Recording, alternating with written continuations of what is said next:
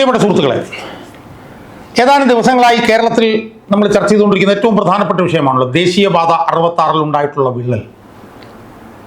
ആ വിള്ളൽ ഇപ്പോൾ പല സ്ഥലങ്ങളിലുണ്ടായി. ഇപ്പോൾ വീണ്ടും വിള്ളൽ ഉണ്ടാകാൻ തുടങ്ങിയിരിക്കുന്നു. മഴ വൻതോതിൽ പെയ്യാൻ പോകുന്ന സാഹചര്യത്തിൽ ഇനിയും വിള്ളൽ ഉണ്ടാകുമോ എന്നുള്ള സംശയം നമ്മളെല്ലാവരെയും ബാധിച്ചുകൊണ്ടിരിക്കുകയാണ്. അപ്പം അതിനിടയിൽ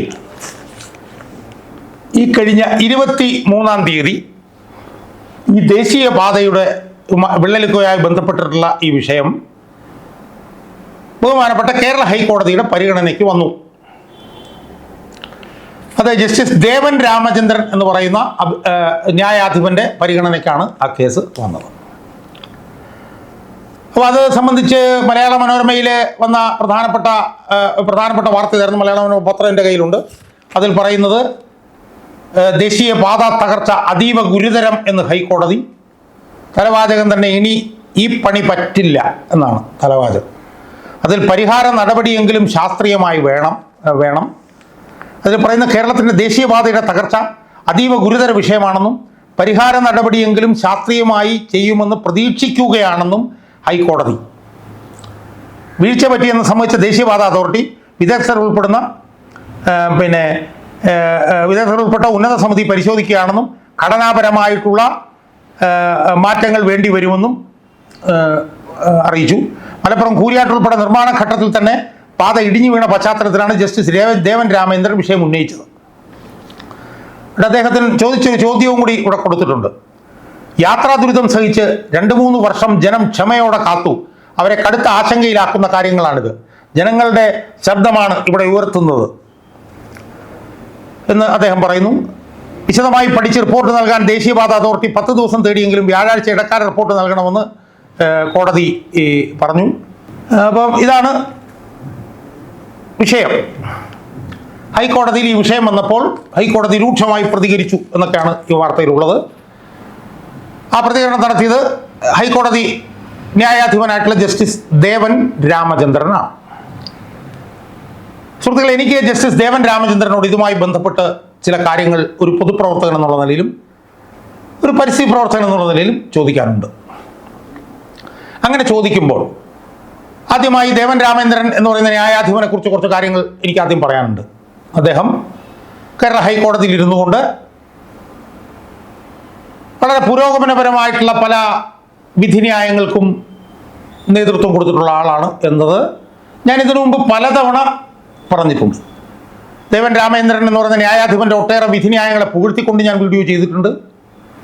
ദേവൻ രാമചന്ദ്രൻ എന്ന് പറയുന്ന ന്യായാധിപനെതിരായിട്ടുള്ള ശ്രമങ്ങൾ ഹൈക്കോടതിയിൽ നിന്ന് തന്നെ വന്നപ്പോൾ ദേവൻ രാമചന്ദ്രനെ പ്രതിരോധിച്ചുകൊണ്ടും ഞാൻ വീഡിയോ ചെയ്തിട്ടുണ്ട്.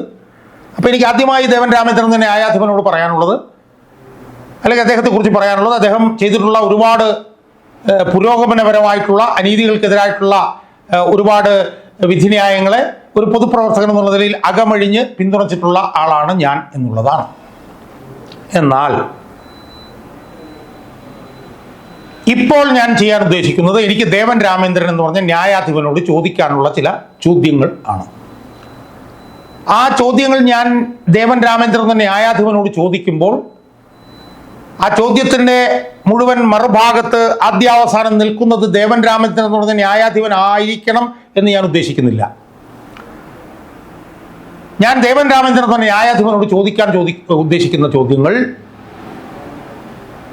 ദേവൻ രാമചന്ദ്രൻ എന്ന് പറഞ്ഞ ന്യായാധിപന്റെ പ്രവർത്തനത്തെ മാത്രം ഈ പറഞ്ഞ പോലെ വിശകലനം ചെയ്തുകൊണ്ടല്ല, മറിച്ച് ഒരു ഹൈക്കോടതി ന്യായാധിപൻ എന്നുള്ള നിലയിൽ ഹൈക്കോടതിയുടെ ഒരു വിഷയത്തിലുള്ള നിലപാടുകൾ സംബന്ധിച്ച് ജസ്റ്റിസ് ദേവൻ രാമചന്ദ്രൻ എന്ത് മറുപടിയാണ് പറയാനുള്ളത് എന്നാണ് എനിക്ക് ചോദിക്കാനുള്ളത്. അപ്പോൾ ഹൈക്കോടതി ജഡ്ജി എന്നുള്ള നിലയിൽ, ഹൈക്കോടതിയുടെ പ്രതിനിധി എന്നുള്ള നിലയിലാണ് ഞാൻ ഈ വീഡിയോയിൽ ചില ചോദ്യങ്ങൾ ദേവൻ രാമചന്ദ്രനോട് ചോദിക്കുന്നത്.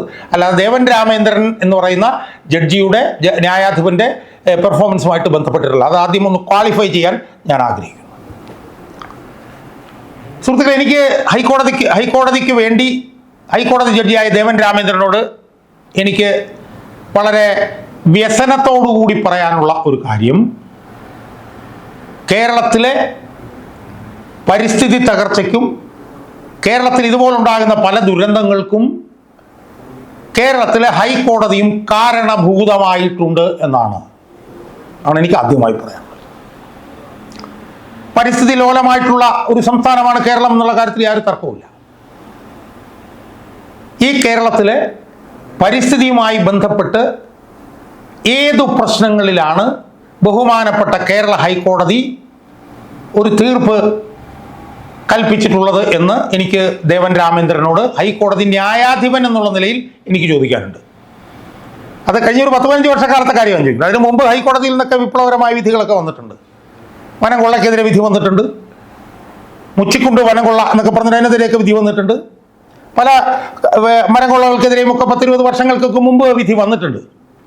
പക്ഷേ കഴിഞ്ഞ ഒരു 8-10 വർഷക്കാലമായി അല്ലെ 10-15 വർഷക്കാലമായി കേരളത്തിൽ നടന്നുകൊണ്ടിരിക്കുന്ന പരിസ്ഥിതി തകർച്ചയ്ക്ക് ഹൈക്കോടതിയും ഉത്തരവാദിയാണ് എന്ന് ഒരു ഹൈക്കോടതി ജഡ്ജിയായിട്ടുള്ള ദേവൻ രാമേന്ദ്രനോട് പറയാൻ എനിക്ക് യാതൊരു മടിയുമില്ല. 2020 മുട്ടിൽ മരമുറി എന്ന് പറഞ്ഞൊരു മരംകൊള്ള വന്നു. ആ മരംകൊള്ള ഇപ്പോഴും ഹൈക്കോടതിയിൽ കിടക്കുകയാണ്, പെൻഡിങ്ങിൽ കിടക്കുകയാണ്. അതിന് തീർപ്പ് കൽപ്പിക്കപ്പെട്ടിട്ടില്ല. കൊല്ലം 5 കഴിഞ്ഞു, ഒരു തീർപ്പ് അതിന് കൽപ്പിക്കപ്പെട്ടിട്ടില്ല. അതിൻ്റെ ഒരു പ്രതി കേരളത്തിൽ നിന്ന് റിപ്പോർട്ടർ ചാനൽ എന്ന് പറഞ്ഞൊരു ചാനലിൻ്റെ ഉടമയായിട്ടിരുന്നു കൊണ്ട് നമ്മളെല്ലാവരും ഉത്ബോധിപ്പിച്ചുകൊണ്ടിരിക്കുകയാണ്. മുട്ടിൽ മരമുറ കേസിലെ പ്രതി ആൻഡോ അഗസ്റ്റിൻ, അയാളെയാണ് എല്ലാ ദിവസവും വൈകിട്ട് നമ്മൾ ചാനൽ TV തുറന്നു വെച്ചാൽ റിപ്പോർട്ടർ ചാനലിൽ നമ്മൾ കേൾക്കുന്നത്. ഇനി കേരളത്തിൽ ഏതാണ്ട് ഒരു 17,000 പാറമടകൾ പ്രവർത്തിക്കുന്നുണ്ട്. ആ പാറമടകളുടെ പ്രവർത്തനത്തിൽ ഏതെങ്കിലും തരത്തിൽ തടയിടാൻ കേരള ഹൈക്കോടതിക്ക് കഴിഞ്ഞിട്ടുണ്ടോ? ഇല്ല എന്നതിന് എന്താണ് സംശയം?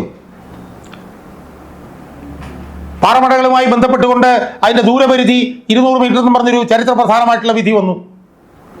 ഹൈക്കോടതിയിൽ നിന്ന് തന്നെയാണ് വന്നത്. അതിന് വിരുദ്ധമായിട്ട് 50 മീറ്റർ ആക്കിക്കൊണ്ടൊരു വിധിയും ഹൈക്കോടതിയിൽ നിന്ന് വന്നു.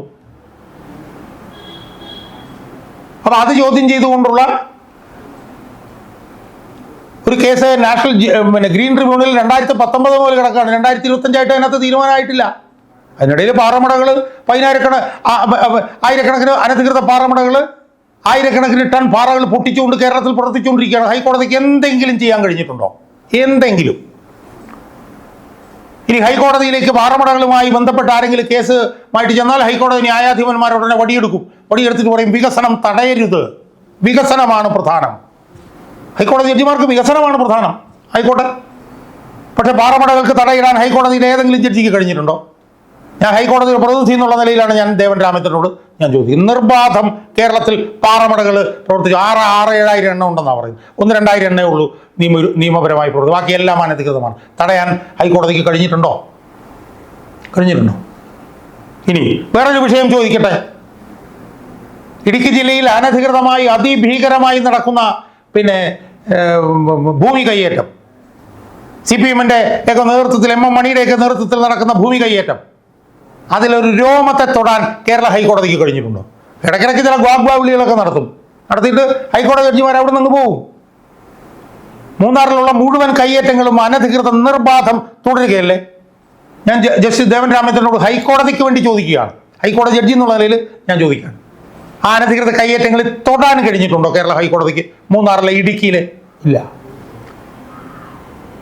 ഇനി ഏതാനും മാസങ്ങൾക്ക് മുമ്പ് വയനാട്ടിൽ ഒരു അതിഭീകര പരിസ്ഥിതി ദുരന്തം നടന്നു. അതിഭീകര പരിസ്ഥിതി ദുരന്തം, അതിൻ്റെ വിശദാംശങ്ങളിലേക്ക് ഞാൻ പോകുന്നില്ല. ആ പരിസ്ഥിതി ദുരന്തം നടന്നതിൻ്റെ ഏറ്റവും പ്രധാനപ്പെട്ട കാരണം മഴയായിരുന്നില്ല. മഴ ഒരു കാരണമായിരുന്നു, പക്ഷേ അവിടെ ഉണ്ടായിരുന്ന ഈ പറഞ്ഞതുപോലെ അനധികൃതമായിട്ടുള്ള ടൂറിസം വികസനം, അവിടെ ഉണ്ടായിട്ടുള്ള അനധികൃതമായിട്ടുള്ള ഈ പറഞ്ഞ പോലെ വനം കയ്യേറ്റം, അവിടെ ഉണ്ടായിട്ടുള്ള അനധികൃതമായിട്ടുള്ള പാറമടകളുടെ നിർമ്മാണം, ഇതൊക്കെ കൊണ്ടാണ് വയനാട്ടിൽ മേപ്പാടിയുമൊക്കെയായി ബന്ധപ്പെട്ട് അതിഭീകരമായിട്ടുള്ള ആ ദുരന്തമുണ്ടായത് എന്ന് ആർക്കാണ് അറിയാൻ പാടില്ലാത്തത്? അതിൽ എന്തെങ്കിലും ഒരു ചെറുവിരലനക്കാൻ കേരള ഹൈക്കോടതിക്ക് കഴിഞ്ഞു? കേരള ഹൈക്കോടതിയും മഴയാണെന്നുള്ള സർക്കാരിൻ്റെ വാദം തൊണ്ട തറാതെ വിഴുങ്ങുകയല്ലേ ചെയ്തത്? ആ കേസൊക്കെ കിടക്കുകയല്ലേ ഹൈക്കോടതിയിൽ കുറച്ച് വർഷങ്ങളായിട്ട്. എന്ത് സംഭവിച്ചിട്ടുണ്ട്? അതിൽ കേന്ദ്ര ഗവൺമെൻറ്റിനെ കുറ്റപ്പെടുത്തുക, മറ്റവരെ കുറ്റപ്പെടുത്തുക, അതിനെ കുറ്റപ്പെടുത്തിയവർ അത് കൈകാര്യം ചെയ്യുന്ന ഡിവിഷൻ ബെഞ്ച്, അവിടെ ഉണ്ടായ പരിസ്ഥിതി തകർച്ച, അവിടെ ഉണ്ടായ അനധികൃത പാറഖനനം, അവിടെ ഉണ്ടായിട്ടുള്ള അനധികൃത വനം കൊള്ള, അവിടെ ഉണ്ടായിട്ടുള്ള അനധികൃതമായിട്ടുള്ള ടൂറിസം വികസനം, ഇതിനെതിരെ മുരടനക്കാൻ കേരള ഹൈക്കോടതിക്ക് നട്ടലുണ്ടായിട്ടുണ്ടോ? ഞാൻ ദേവൻ രാമേന്ദ്രനോട് ഞാൻ ചോദിക്കുകയാണ്, ഉണ്ടോ? ഇല്ല, ഒന്നും ചെയ്യാൻ പറ്റിയിട്ടില്ല. ഇനി ദേശീയപാത വികസനം നോക്കൂ. ദേശീയപാത വികസനവുമായിട്ട് എത്രായിരം കുന്നുകൾ ഇടിച്ചു തകർത്തു, എത്രായിരം തണ്ണീർത്തടങ്ങൾ മണ്ണിട്ട് നികത്തി. തടയാൻ കേരള ഹൈക്കോടതിക്ക് എവിടെയെങ്കിലും കഴിഞ്ഞിട്ടുണ്ടോ? പാറമടയ്ക്കെതിരെയോ ദേശീയപാതയുമായി ബന്ധപ്പെട്ട് കുന്നിടിച്ചു എന്ന് മറ്റോ ചെന്നു കഴിഞ്ഞാൽ ഹൈക്കോടതി അപ്പോൾ വടിയെടുത്തിട്ട് പറയും പോയിക്കോണം, വന്ന വഴി പോയിക്കോണം, വികസനമാണ് പ്രശ്നം. ദേശീയപാത ഉണ്ടാക്കാൻ എത്ര കുന്നു വേണേലും ഇടിക്കാം, എത്ര തണ്ണീർത്തടങ്ങൾ വേണേലും നികത്താന്നല്ലേ കേരള ഹൈക്കോടതി പറഞ്ഞത്. അപ്പൊ സ്വാഭാവികമായും ഇവിടെ ഈ ദേശീയപാതയിൽ ഈ ദുരന്തമുണ്ടായതിൽ ഹൈക്കോടതിക്കും പങ്കില്ലേ? ദേവൻ രാമേന്ദ്രൻ മറുപടി പറയണ്ടേ? അതുകൊണ്ട് കേരളത്തിലെ ഇതുപോലുള്ള ദുരന്തങ്ങൾ ഉണ്ടാകുന്നതിൽ കേരളത്തിലെ പരമോന്നത നീതിപീഠമായിട്ടുള്ള ഹൈക്കോടതിക്ക് വലിയ പങ്കുണ്ടെന്നുള്ള കാര്യത്തിൽ ഒരു തർക്കവും വേണ്ട, ഒരു തർക്കവും വേണ്ട. പരിസ്ഥിതി പ്രവർത്തകർ എന്നാൽ അവരെ കർണക്കുറ്റിക്കിട്ടടിച്ച് ഓടിക്കും ഹൈക്കോടതി. സർക്കാർ അവർക്കെതിരെ കേസെടുക്കും. എന്നിട്ടിപ്പോൾ എന്തായി? എന്നിട്ടിപ്പോൾ വിണ്ടു കീറിക്കൊണ്ടിരിക്കുകയാണ് റോഡുകൾ. റോഡിനടിയിൽ നിന്ന് മണ്ണ് ഊർന്നു പോവുകയാണ്. ഊർന്നു പോകുമ്പോഴത്തേക്കും ഈ ജസ്റ്റിസ് ദേവൻ രാമേന്ദ്രൻ എന്താ പറയുന്നത്? അതീവ ഗുരുതരം, പരിഹാര നടപടിയെങ്കിലും ശാസ്ത്രീയമായി വേണം എന്നാണ്. പരിഹാര നടപടി വേണം ബഹുമാനപ്പെട്ട ദേവൻ രാമേന്ദ്രൻ, പരിഹാര നടപടി വേണം. പക്ഷെ ഇത് ചെയ്തിട്ടുള്ള ഇത് പരിസ്ഥിതിക്ക് വിരുദ്ധമായി ചെയ്തിട്ടുള്ളത്. ഈ റോഡ് നിർമ്മിക്കാൻ വേണ്ടിയിട്ട് ആയിരക്കണക്കിന് കുന്നുകൾ ഇടിച്ചിട്ടുള്ളത്, നൂറുകണക്കിന് തണ്ണീർത്തടങ്ങൾ മണ്ണിട്ട് നികത്തിയിട്ടുള്ളത്. അതിൻ്റെ ഉത്തരവാദിത്വം ആർക്കാണ് മിസ്റ്റർ ദേവൻ രാമേന്ദ്രൻ? ന്യായാധിപനോട് ഞാൻ ചോദിക്കുകയാണ്. അതുകൊണ്ട് ഗാലറിയിൽ നിന്നിങ്ങനെ കയ്യടി കിട്ടാൻ വേണ്ടിയിട്ടുള്ള എന്തെങ്കിലുമൊക്കെ കാര്യങ്ങളല്ല ഹൈക്കോടതിയിൽ നിന്ന് പ്രതീക്ഷിക്കുന്നത് എന്നാണ് ദേവൻ രാമേന്ദ്രനോട് സൂചിപ്പിക്കാനുള്ളത്. കേരള ഹൈക്കോടതി ജഡ്ജിമാരിൽ ആർജവമുള്ള ഒരു ജഡ്ജിയാണ് ദേവൻ രാമേന്ദ്രൻ എന്നുള്ള കാര്യത്തിൽ ആരും തർക്കവുമില്ല. ദേവൻ രാമേന്ദ്രൻ്റെ പുരോഗമനപരമായിട്ടുള്ള പല വിധിന്യായങ്ങളെയും പിന്തുണച്ചിട്ടുള്ള ഒരു പൊതുപ്രവർത്തകൻ എന്നുള്ള നിലയിൽ ഇതുപോലുള്ള വിഷയങ്ങൾ വരുമ്പോൾ ഇതുപോലെ കയ്യടി കിട്ടാൻ വേണ്ടിയിട്ട് എന്തെങ്കിലും 10 കാര്യങ്ങൾ പറയുകയല്ല ചെയ്യേണ്ടത് എന്നാണ് എനിക്ക് സൂചിപ്പിക്കാനുള്ളത്. ശക്തമായിട്ടുള്ള കർശനമായിട്ടുള്ള നടപടികൾ കേരള ഹൈക്കോടതിയുടെ ഭാഗത്തു നിന്നുണ്ടാവുകയാണ് വേണ്ടത്. അല്ലാതെ വികസനത്തിൻ്റെ പേരിൽ എന്ത് വൃത്തികേടും കാണിക്കാം എന്ന് പറഞ്ഞ് ഭരണകൂടത്തിന് ഓശാന പാടുകയല്ല കേരളത്തിലെ ഹൈക്കോടതിയുടെ ചുമതലയും ഉത്തരവാദിത്വവും എന്നത് ഹൈക്കോടതിയുടെ ഒരു മുതിർന്ന ന്യായാധിപൻ എന്നുള്ള നിലയിൽ ജസ്റ്റിസ് ദേവൻ രാമേന്ദ്രനെ അറിയിക്കാൻ വേണ്ടിയിട്ടാണ് ഈ വീഡിയോയിലൂടെ ഒരു പൊതുപ്രവർത്തകൻ എന്നുള്ള നിലയിലും ഒരു പരിസ്ഥിതി പ്രവർത്തകൻ എന്നുള്ള നിലയിലും ശ്രമിച്ചിട്ടുള്ളത്.